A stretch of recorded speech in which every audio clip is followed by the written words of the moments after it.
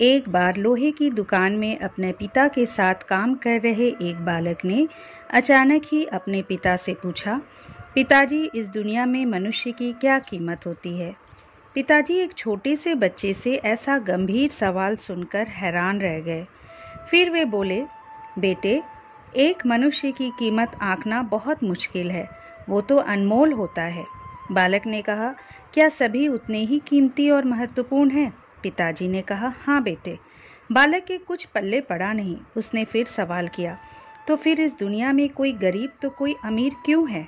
किसी की कम इज्जत तो किसी की ज़्यादा क्यों होती है? सवाल सुनकर पिताजी कुछ देर तक शांत रहे और फिर बालक से स्टोर रूम में पड़ा एक लोहे का रॉड लाने को कहा। रॉड लाते ही पिताजी ने पूछा, इसकी क्या कीमत होगी? बालक ने कहा, लगभग 300 रुपये।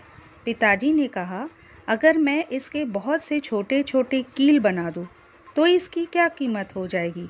बालक कुछ देर सोच कर बोला, तब तो ये और महंगा बिकेगा, लगभग 1000 रुपये का। पिताजी ने कहा, अगर मैं इस लोहे से घड़ी के बहुत सारे स्प्रिंग बना दूं, तो? बालक कुछ देर सोचता रहा और फिर एकदम से उत्साहित होकर बोला, तब तो इसकी कीमत बहुत ज़्यादा हो जाएगी।